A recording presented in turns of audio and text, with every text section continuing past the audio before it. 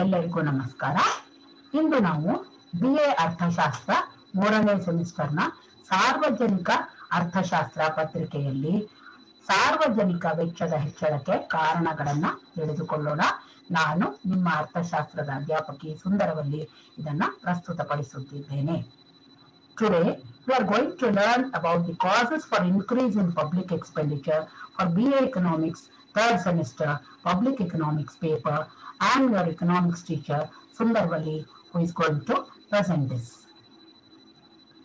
ನಮಗೆಲ್ಲರಿಗೂ ಗೊತ್ತಿರುವಂತೆ ಆರ್ಥಿಕ ಚಟುವಟಿಕೆಗಳು ಹೆಚ್ಚುತ್ತಾ ಹೋಗ್ತಾ ಇರೋದ್ರಿಂದ ಸಾರ್ವಜನಿಕ ವೆಚ್ಚವೂ ಕೂಡ ಸರ್ಕಾರಗಳಿಂದ ಹೆಚ್ಚುತ್ತಾ ಹೋಗ್ತಾ ಇರೋದನ್ನ ನಾವು ಕಾಣ್ತಾ ಇದ್ದೀವಿ.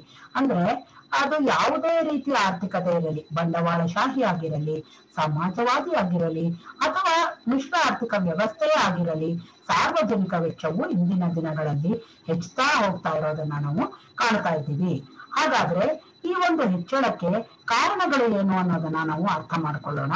ನಮ್ಮ ಭಾರತ ದೇಶದಲ್ಲಿಯೂ ಕೂಡ ಅಷ್ಟೇ, ನಮ್ಮ ಕೇಂದ್ರ ಬಜೆಟ್ 2021ರ ಕೇಂದ್ರ ಬಜೆಟ್ ನಲ್ಲಿ ಸರ್ಕಾರವು ಸುಮಾರು 30,42,230 ಕೋಟಿ ರೂಪಾಯಿಗಳನ್ನು ಸಾರ್ವಜನಿಕ ಇದರಲ್ಲಿ ಸಾರ್ವಜನಿಕ ವೆಚ್ಚವನ್ನಾಗಿ ಮಾಡೋದಕ್ಕೆ ಉದ್ದೇಶಿಸಿದೆ.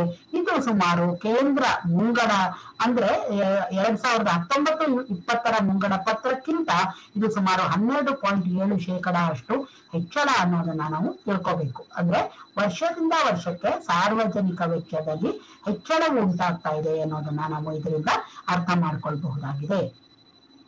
As we know today, be it a capitalist country or a socialist country or a mixed economy like ours, public expenditure has been increasing over the years, and because the role of state is also expanding, and we can see this in our country also.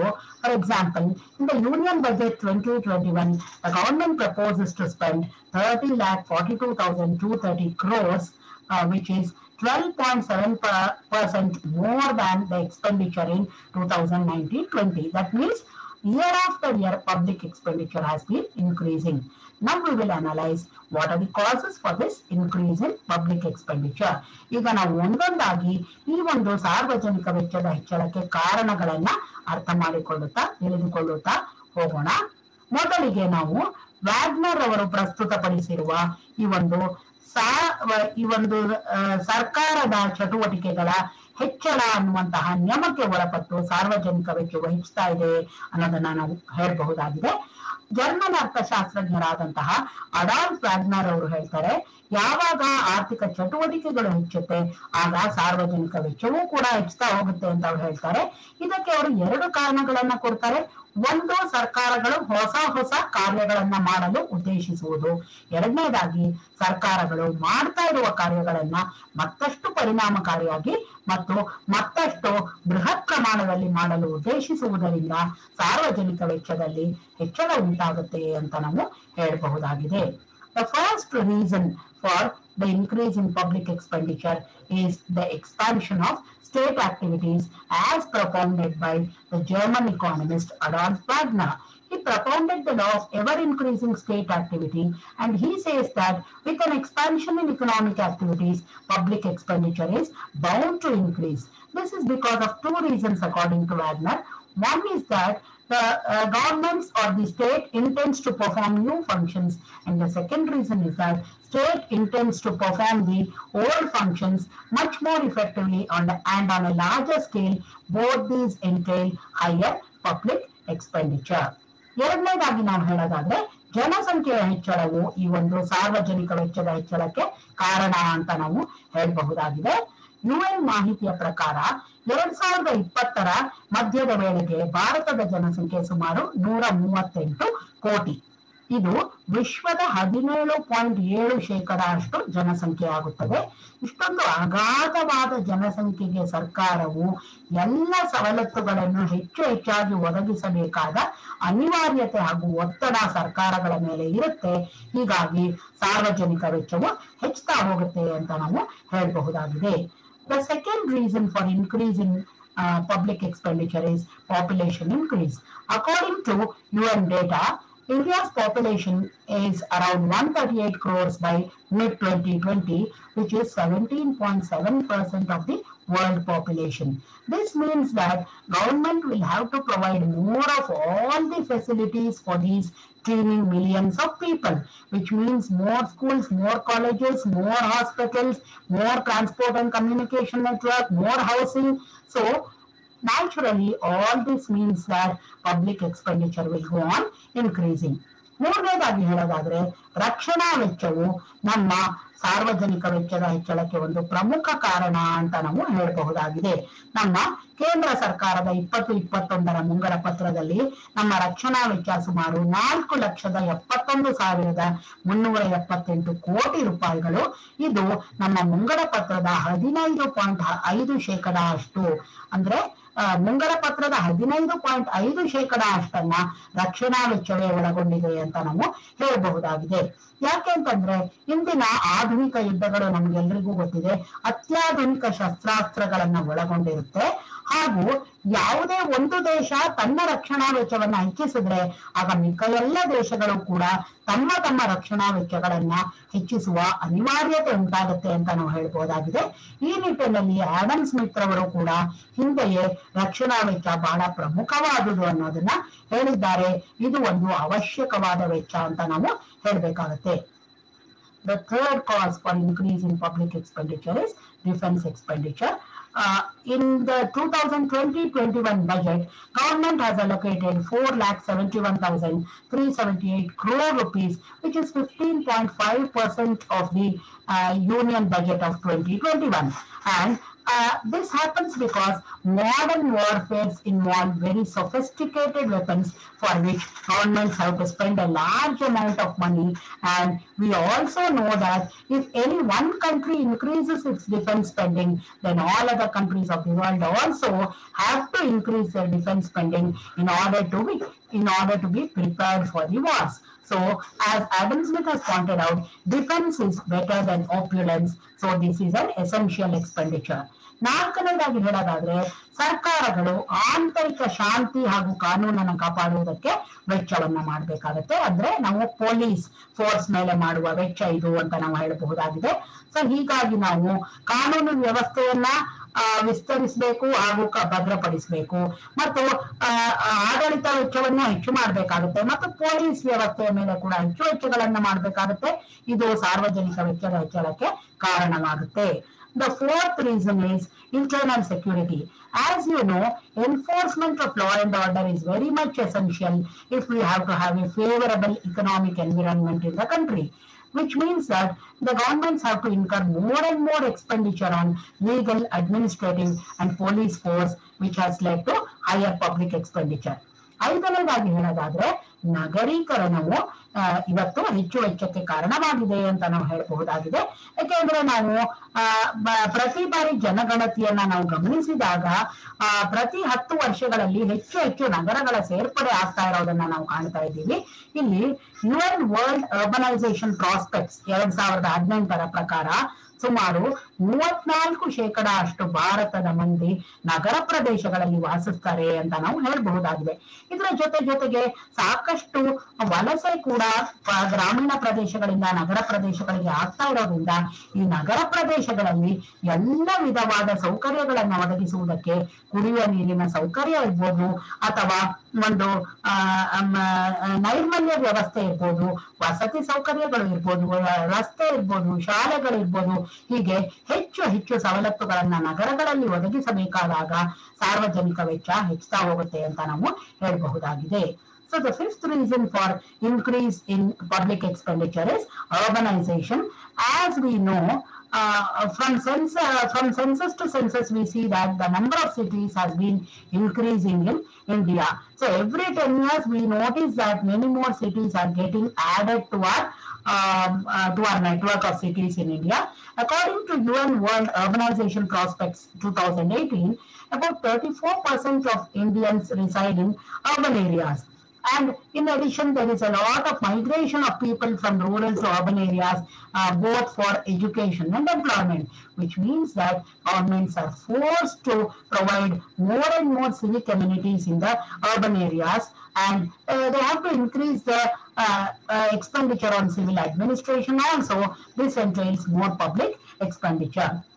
ಆರನೇದಾಗಿ ಹೇಳೋದಾದ್ರೆ ಕೆಲವು ಯೋಗಕ್ಷೇಮ ಚಟುವಟಿಕೆಗಳನ್ನ ಸರ್ಕಾರಗಳು ಮಾಡಬೇಕಾಗುತ್ತೆ. ಯಾಕೆಂದ್ರೆ ಇಂದಿನ ಎಲ್ಲ ಸರ್ಕಾರಗಳು ಯೋಗಕ್ಷೇಮ ಸರ್ಕಾರಗಳು ಅಂತ ಅನ್ನಿಸ್ಕೊಳ್ಬೇಕಾಗಿರೋದ್ರಿಂದ ಅವು ಅನೇಕ ಬಡ ವರ್ಗದ ಜನರಿಗೆ ಕೆಲವು ಉಚಿತ ಸವಲತ್ತುಗಳನ್ನ, ಉದಾಹರಣೆಗೆ ಉಚಿತ ಪ್ರಾಥಮಿಕ ಶಿಕ್ಷಣವನ್ನಾಗ್ಲಿ ಅಥವಾ ಆರೋಗ್ಯ ಸೌಲಭ್ಯಗಳನ್ನ ನೀಡೋದಿರ್ಬೋದು, ಅಥವಾ ವಯೋವೃದ್ಧರಿಗೆ ಪಿಂಚಣಿಗಳನ್ನ ನೀಡೋದಿರ್ಬೋದು, ಅಥವಾ ಅನಾರೋಗ್ಯ ಭತ್ಯೆಗಳನ್ನ ಕೊಡೋದಿರ್ಬೋದು, ಅಪಘಾತ ಸೌಲಭ್ಯಗಳನ್ನ ಕೊಡೋದಿರ್ಬೋದು, ವಿಧವಾ ಪೆನ್ಷನ್ ಇರ್ಬೋದು.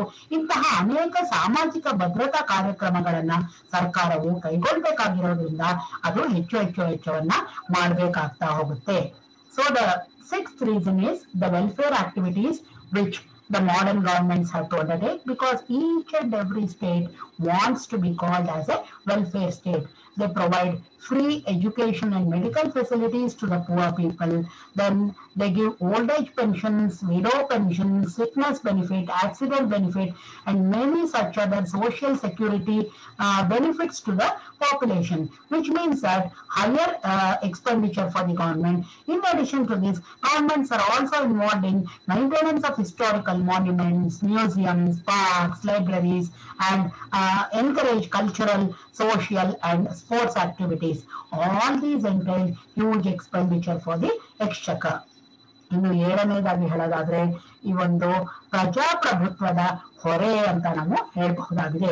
ಯಾಕೆಂದ್ರೆ ಬಹುತೇಕ ಪ್ರಜಾಪ್ರಭುತ್ವ ರಾಷ್ಟ್ರಗಳಲ್ಲಿ ಚುನಾವಣೆ ಅನ್ನೋದು ಸರ್ವೇ ಸಾಮಾನ್ಯವಾದುದು. 4-5 ವರ್ಷಗಳಿಗೊಮ್ಮೆ ಚುನಾವಣೆ ಅನ್ನೋದು ನಡೆಯುತ್ತೆ. ಹಾಗೂ ಈ ಚುನಾವಣೆ ಅನ್ನೋದಕ್ಕೆ ಸೆಂಟರ್ ಫಾರ್ ಮೀಡಿಯಾ ಸ್ಟಡೀಸ್ ಅನ್ನುವ ಒಂದು ಸಂಸ್ಥೆಯ ಪ್ರಕಾರ ನಮ್ಮ ದೇಶದಲ್ಲಿ ಆದ 2019ರಲ್ಲಿ ಆದ ಲೋಕಸಭಾ ಚುನಾವಣೆಗೆ ಸುಮಾರು 55,000ದಿಂದ 60,000 ಕೋಟಿ ರೂಪಾಯಿಗಳಷ್ಟು ಖರ್ಚು ಬಂತು ಅಂತ ನಾವು ಹೇಳಬಹುದಾಗಿರುತ್ತೆ. ಹಾಗೂ ನಮ್ಮ ದೇಶದಲ್ಲಿ ಇತ್ತೀಚೆಗೆ ಒಂದು ಪ್ರವೃತ್ತಿ ಏನ್ ನೋಡ್ತಾ ಇದೀವಿ ಅಂದ್ರೆ, ಯಾವ್ದಾದ್ರೂ ಒಂದು ಸರ್ಕಾರ ಬರದೇ ಇರೋದ್ರಿಂದ ಅಲ್ಲಿ ಕೊಯಲಿಷನ್ ಅಂತ ಏನ್ ಹೇಳ್ತೀವಿ, ಈ ರೀತಿಯ ಸರ್ಕಾರಗಳು ಬರೋದ್ರಿಂದ ಆಗಾಗ ಚುನಾವಣೆಗಳು ನಡೀತಾ ಇರ್ಬೇಕಾಗತ್ತೆ. ಅಂದ್ರೆ ಆಗಾಗ ಸರ್ಕಾರವು ಈ ಚುನಾವಣೆಗಾಗಿ ಹೆಚ್ಚು ಖರ್ಚನ್ನ ಮಾಡ್ಬೇಕಾಗತ್ತೆ. ಇದರೊಂದಿಗೆ ಭ್ರಷ್ಟಾಚಾರವು ವ್ಯಾಪಕವಾಗಿರೋದ್ರಿಂದ ಸರ್ಕಾರಕ್ಕೆ ಅಗಾಧವಾದ ವೆಚ್ಚ ತಗಲುತ್ತೆ ಅಂತ ನಾವು ಹೇಳಬಹುದಾಗಿದೆ. So the seventh reason for increase in public expenditure is a burden of democracy. Most of the democratic countries in the world have to conduct elections every 4 or 5 years. According to the Center for Media Studies, around 55,000 to 60,000 crore rupees was spent in India for the Lok Sabha polls of 2019, which shows the large extent of public expenditure going for elections. And we also know that these days, since no party is getting a majority most of the times, the governments are coalition governments, which means more frequent elections are going to happen, which means more expenditure for the exchequer. This is also one of the reasons for increasing public expenditure, and corruption is also rampant in our country, which leads to more public expenditure. ಮುಂದೆ ಹೇಳೋದಾದ್ರೆ ಎಂಟನೇದಾಗಿ ಕೃಷಿ ಅಭಿವೃದ್ಧಿ ಅಂತ ನಾವು ಹೇಳಬಹುದಾಗಿದೆ. ಭಾರತದಂತಹ ಕೃಷಿ ಪ್ರಧಾನ ರಾಷ್ಟ್ರಗಳಲ್ಲಿ ಕೃಷಿಯು ಒಂದು ಪ್ರಮುಖ ಪಾತ್ರವನ್ನ ವಹಿಸುತ್ತೆ ಅಂತ ನಾವು ಹೇಳ್ಬೋದು. ಯಾಕೆಂದ್ರೆ ಕೃಷಿಯು ಕೈಗಾರಿಕೆಗೆ ಬೇಕಾದಂತಹ ಕಚ್ಚಾ ಸರಕುಗಳನ್ನ ಒದಗಿಸಿದ್ರೆ ಕೈಗಾರಿಕೆಯು ಕೃಷಿಗೆ ಬೇಕಾದಂತಹ ಸಲಕರಣೆಗಳನ್ನ ಒದಗಿಸಿಕೊಡುತ್ತೆ. ಹೀಗಾಗಿ ಇವೆರಡರ ನಡುವೆ ಒಂದು ಪರಸ್ಪರ ಅನ್ಯೋನ್ಯ ಸಂಬಂಧವಿದೆ ಅಂತ ಹೇಳ್ಬೇಕಾಗುತ್ತೆ. ಸೊ ಸರ್ಕಾರವು ಕೃಷಿ ಅಭಿವೃದ್ಧಿಗಾಗಿ ಸಾಕಷ್ಟು ವೆಚ್ಚವನ್ನ ಮಾಡಬೇಕಾಗುತ್ತೆ. ಯಾಕೆಂದ್ರೆ ಅವರಿಗೆ ಒಂದು ಕನಿಷ್ಠ ಬೆಂಬಲ ಬೆಲೆಗಳನ್ನ ಕೊಡೋದಿರ್ಬೋದು, ಅಥವಾ ರಫ್ತು ಸಹಾಯಧನಗಳನ್ನ ನೀಡೋದಿರ್ಬೋದು, ಅಥವಾ ಅವರಿಗೆ ಕಡಿಮೆ ಬಡ್ಡಿ ದರಗಳಲ್ಲಿ ಕೃಷಿಕರಿಗೆ ಸಾಲಗಳನ್ನ ಕೊಡುವ ವ್ಯವಸ್ಥೆ ಇರ್ಬೋದು, ಕೃಷಿ ಸಂಶೋಧನಾ ಕಾರ್ಯಕ್ರಮಗಳಿರ್ಬೋದು. ಇವುಗಳೆಲ್ಲದಕ್ಕೂ ಕೂಡ ಸರ್ಕಾರಗಳು ಅಗಾಧ ವೆಚ್ಚವನ್ನ ಮಾಡಬೇಕಾಗುತ್ತೆ. The next cause for increase in public expenditure is the development of agriculture. Agricultural countries like India need to spend more and more on development of agriculture because the expenditure on agriculture involves providing credit at low rates of interest to the farmers, giving them minimum support prices, export subsidies, agricultural research and soil conservation programs, etc. This is because agriculture and industry are interdependent. While agriculture provides raw materials to the industrial sector provides implements in turn to the agricultural sector. So both are interdependent on each other. ಮುಂದೆ ನಾವು ಗ್ರಾಮೀಣ ಅಭಿವೃದ್ಧಿ ಕಾರ್ಯಕ್ರಮಗಳನ್ನ ಸರ್ಕಾರಗಳು ಕೈಗೊಳ್ಳೋದನ್ನ ನಾವು ನೋಡ್ತೀವಿ. So wiki ಮೂಲಗಳ ಪ್ರಕಾರ ಭಾರತದಲ್ಲಿ 2019ರಲ್ಲಿ ಸುಮಾರು 6,64,369 ಹಳ್ಳಿಗಳಿವೆ ಅಂತ ಅದು ತಿಳಿಸ್ಕೊಟ್ಟಿದೆ. ಅಂದ್ರೆ ಇಂದಿಗೂ ಕೂಡ ಭಾರತ ತನ್ನ ಹಳ್ಳಿಗಳಲ್ಲಿ ಇದೆ ಅಂತ ನಾವು ಹೇಳಬಹುದಾಗಿರುತ್ತೆ. ಸೊ ಹೀಗಾಗಿ ಈ ಎಲ್ಲ ಹಳ್ಳಿಗಳಲ್ಲಿ ಆದಷ್ಟು ಮಟ್ಟಿಗೆ ಹೆಚ್ಚಿನ ಸವಲತ್ತುಗಳನ್ನ ಒದಗಿಸುವುದಕ್ಕಾಗಿ ಹಾಗೂ ಪ್ರಾದೇಶಿಕ ಅಸಮತೋಲನಗಳನ್ನ ನಿವಾರಣೆ ಮಾಡುವುದಕ್ಕಾಗಿ ಸರ್ಕಾರವು ಹಳ್ಳಿಗಳ ಅಭಿವೃದ್ಧಿಯ ಮೇಲೆ ಸಾಕಷ್ಟು ವೆಚ್ಚಗಳನ್ನ ಕೈಗೊಳ್ಳಬೇಕಾದ ಅನಿವಾರ್ಯತೆ ಇದೆ. So the next cause for increase in public expenditure is the rural development schemes. According to Wiki, there are 6,64,369 villages in 2019 in India, which means that India still lives in her villages, which means that the government has to incur more and more expenditure to provide better facilities in all these villages and in order to maintain the regional balance in the country. ಮುಂದೆ ನಾವು ನೋಡೋದಾದ್ರೆ ಕೈಗಾರಿಕಾ ಅಭಿವೃದ್ಧಿ. ಕೃಷಿ ಹಾಗೂ ಕೈಗಾರಿಕೆ ಅನ್ನೋದು ಎರಡು ಗಾಲಿಗಳು, ರಥದ ಎರಡು ಗಾಲಿಗಳಂತೆ ಯಾವುದೇ ದೇಶಕ್ಕೆ ಅಂತ ನಾವು ಹೇಳಬಹುದಾಗಿದೆ. ಸೊ ಹೀಗಾಗಿ ಕೈಗಾರಿಕಾ ಅಭಿವೃದ್ಧಿ ಇಲ್ಲದೆ ನಮ್ಮ ದೇಶ ಮುಂದೆ ಬರೋದು ಸಾಧ್ಯವಾಗೋದಿಲ್ಲ. ಹಿಂದೆನೆ ವಿಶ್ವೇಶ್ವರಯ್ಯ ಮೊದಲಾದವರು ಇಂಡಸ್ಟ್ರಿಯಲೈಸ್ ಆರ್ ಪೆರಿಶ್ ಅಂತ ನಮ್ಗೆ ಹೇಳಿದ್ದಾರೆ. ಕೈಗಾರೀಕರಣಗೊಳ್ಳಬೇಕು, ಇಲ್ಲದೆ ಇದ್ರೆ ನಮ್ಮ ಆರ್ಥಿಕತೆ ನಾಶವಾಗುತ್ತೆ ಅಂತ ಹೇಳಿದ್ದಾರೆ. ಈ ನಿಟ್ಟಿನಲ್ಲಿ ಹೇಳೋದಾದ್ರೆ ಸರ್ಕಾರವು ಕೈಗಾರಿಕೆಗಳ ಅಭಿವೃದ್ಧಿಗಾಗಿ ಈ ಒಂದು ಏಕಸ್ವಾಮ್ಯಗಳನ್ನ ತಡೆಯೋದಿರ್ಬೋದು, ಅಥವಾ ಈ ಒಂದು ಕೈಗಾರಿಕೆಗಳಿಗಾಗಿ ಉತ್ತಮ ಸವಲತ್ತುಗಳನ್ನ ನೀಡೋದಿರ್ಬೋದು, ಅಥವಾ ಗ್ರಾಹಕರ ರಕ್ಷಣೆಯನ್ನ ಮಾಡೋದಿರ್ಬೋದು. ಸೊ ಈ ಹಲವಾರು ಉದ್ದೇಶಗಳಿಗಾಗಿ ಸರ್ಕಾರವು ಖರ್ಚನ್ನ ಮಾಡಬೇಕಾಗುತ್ತೆ. The next cause for increase in public expenditure is industrial development. Industrial development, it has transformed the economies of the world as we know, and income and standards of living have improved along with industrialization. So government has to take action for abolishing or controlling monopolies, for ensuring better facilities for the industries, protecting consumers, distributing income and wealth, etc. For all these, public expenditure is going to increase. ಮುಂದೆ ಹೇಳೋದಾದ್ರೆ ಈ ಒಂದು ಬೆಲೆಯ ಹೆಚ್ಚಳಗಳು ಕೂಡ ಸಾರ್ವಜನಿಕ ವೆಚ್ಚದ ಹೆಚ್ಚಳಕ್ಕೆ ಕಾರಣವಾಗುತ್ತೆ ಅಂತ ನಾವು ಹೇಳಬಹುದಾಗಿದೆ. ಯಾಕೆಂದ್ರೆ ಈ ಬೆಲೆ ಏರಿಕೆ ಅನ್ನೋದು ಕೂಡ ಅದೇನು ಪ್ರವೃತ್ತಿ ಇದೆ ಅದು ವರ್ಷದಿಂದ ವರ್ಷಕ್ಕೆ ಹೆಚ್ಚಾಗ್ತಾ ಇರೋದನ್ನ ನಾವು ಸಾಮಾನ್ಯವಾಗಿ ಗಮನಿಸ್ತಾ ಇದ್ದೀವಿ. ಸರ್ಕಾರಗಳು ತಮ್ಮ ಹಲವಾರು ಇಲಾಖೆಗಳಿಗೆ ಖರೀದಿಗಳನ್ನ ಮಾಡಬೇಕಾಗಿದ್ರಿಂದ ಬೆಲೆ ಹೆಚ್ಚಳದೊಂದಿಗೆ ಸರ್ಕಾರದ ವೆಚ್ಚದಲ್ಲೂ ಕೂಡ ಹೆಚ್ಚಳ ಉಂಟಾಗುತ್ತೆ ಅಂತ ನಾವು ಹೇಳಬಹುದಾಗಿದೆ. So price rise is one of the other reasons for increase in public expenditure. As we know, with growing prices or with rising prices, governments all over the world have to spend more and more to procure goods and services for their various departments, which means that it leads to more and more public expenditure. ಮುಂದೆ ಹೇಳೋದಾದ್ರೆ ಸರ್ಕಾರಿ ಸಾಲ ಏನಿದೆ ಇದು ಕೂಡ ಸಾರ್ವಜನಿಕ ವೆಚ್ಚದ ಹೆಚ್ಚಳಕ್ಕೆ ಒಂದು ಕಾರಣ ಆಗಬಲ್ಲದು. ಯಾಕೆಂದ್ರೆ ಸರ್ಕಾರವು ಹಲವಾರು ಆಂತರಿಕ ಮತ್ತು ಬಾಹ್ಯ ಮೂಲಗಳಿಂದ ಸಾಲವನ್ನ ಪಡ್ಕೊಳ್ಳುತ್ತೆ. ಹೀಗೆ ಈ ಸಾಲಗಳನ್ನ ತೀರಿಸುವುದಕ್ಕೆ ಕೆಲವೊಮ್ಮೆ ನಾವು ಮತ್ತೆ ಮರು ಸಾಲಗಳನ್ನ ಮಾಡಬೇಕಾಗುತ್ತೆ. ಹೀಗಾಗಿ ನಮಗೆ ಹೆಚ್ಚು ಹೆಚ್ಚು ಖರ್ಚು ಬರುತ್ತೆ ಹಾಗೂ ಸಾಲವನ್ನ ಬಡ್ಡಿಯೊಂದಿಗೆ ಮರುಪಾವತಿ ಮಾಡೋದಕ್ಕೆ ಕೂಡ ವೆಚ್ಚಗಳು ಹೆಚ್ಚಾಗುತ್ತೆ ಅನ್ನೋದನ್ನ ನಾವು ಹೇಳಬಹುದಾಗಿದೆ. The next cause for increase in public expenditure is public debt. Modern governments borrow heavily from internal and external sources to finance their ever-increasing expenditure. This in turn means more expenditure on interest payments and debt servicing. ಇನ್ನು ಮುಂದೆ ಹೇಳೋದಾದ್ರೆ ಸರ್ಕಾರಗಳು ಈ ಒಂದು ವ್ಯವಹಾರದ ಏರಿಳಿತಗಳನ್ನ ಏರಿಳಿತಗಳನ್ನ ನಿಯಂತ್ರಿಸುವುದಕ್ಕಾಗಿ ಹೆಚ್ಚು ವೆಚ್ಚವನ್ನ ಮಾಡಬೇಕಾಗುತ್ತೆ. ನಮಗೆ ಗೊತ್ತಿರುವಂತೆ ಈ ಕರೋನಾ ಕಾಲದಲ್ಲಿ ಉದಾಹರಣೆಗೆ ಹಿಂಜರಿತದ ಪರಿಸ್ಥಿತಿ ಅಥವಾ ಒಂದು ಮುಗ್ಗಟ್ಟಿನ ಪರಿಸ್ಥಿತಿಗೆ ನಮ್ಮ ಆರ್ಥಿಕತೆಯು ಹೋಗದಂತೆ ತಡೆಯಲು ಸರ್ಕಾರವು ಅಗಾಧವಾದ ವೆಚ್ಚವನ್ನ ಕೈಗೊಂಡಿದೆ. ನಮ್ಮ ದೇಶದಲ್ಲೂ ನಾವು ನೋಡಿದೀವಿ, ಸರ್ಕಾರವು ಸುಮಾರು 20 ಲಕ್ಷ ಕೋಟಿಗಳ ಒಂದು ಪ್ಯಾಕೇಜ್ ಅನ್ನ ಅದು ಅನೌನ್ಸ್ ಮಾಡಿದ್ದನ್ನ ನಾವು ನೋಡಿದೀವಿ.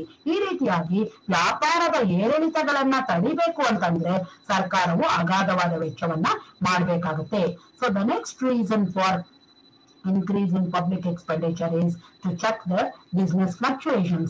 As we know, normally trade cycles keep happening in countries, and particularly recession and depression are very dangerous for an economy. We know that during these corona times, government is trying to see to it that our economy does not land in depression. So recently we know that government has announced a 20 lakh crore package to revive our economy from the recession to which it has fallen. So again, this involves huge public expenditure. ಇನ್ನು ಮುಂದೆ ಹೇಳೋದಾದ್ರೆ ಸಾಮಾಜಿಕ ಪ್ರಗತಿಗಾಗಿ ಸರ್ಕಾರಗಳು ಹೆಚ್ಚು ಹೆಚ್ಚು ಖರ್ಚನ್ನ ಮಾಡಬೇಕಾಗುತ್ತೆ. ಯಾಕೆಂದ್ರೆ ಸರ್ಕಾರಗಳು ಒಂದು ಸಮಾನವಾದ ಸಮಾಜವನ್ನ ಸ್ಥಾಪಿಸಬೇಕು ಹಾಗೂ ಎಲ್ಲರಿಗೂ ಕೂಡ ಆದಾಯ ಮತ್ತು ಆಸ್ತಿಯ ಸಮಾನತೆಯನ್ನ ತರಬೇಕು ಅಂತ ಸರ್ಕಾರಗಳು ಉದ್ದೇಶಿಸಿರೋದ್ರಿಂದ ಹಾಗೂ ನಮ್ಮಲ್ಲಿ ಬೆಳವಣಿಗೆಯೊಂದಿಗೆ ಸಾಮಾಜಿಕ ಒಂದು ನ್ಯಾಯವನ್ನು ಕೂಡ ನಾವು ನಮ್ಮ ಒಂದು ಆದ್ಯತೆಯಾಗಿ ಇಟ್ಕೊಂಡಿರೋದ್ರಿಂದ ಸರ್ಕಾರಗಳು ಹಿಂದುಳಿದ ವರ್ಗಗಳ ಮೇಲೆ ಅಗಾಧವಾದ ವೆಚ್ಚವನ್ನ ಮಾಡಬೇಕಾಗುತ್ತೆ. So the next reason for increase in public expenditure is social progress. Ultimately, we know that the aim of each and every society is to have an egalitarian and prosperous society where all the sections of the society have to be treated equally. What we want is growth with social justice, which means that modern governments will have to spend more and more, first of all, to increase the size of the cake, and secondly, in order to see to it that each and every section of the society gets a larger piece of the cake.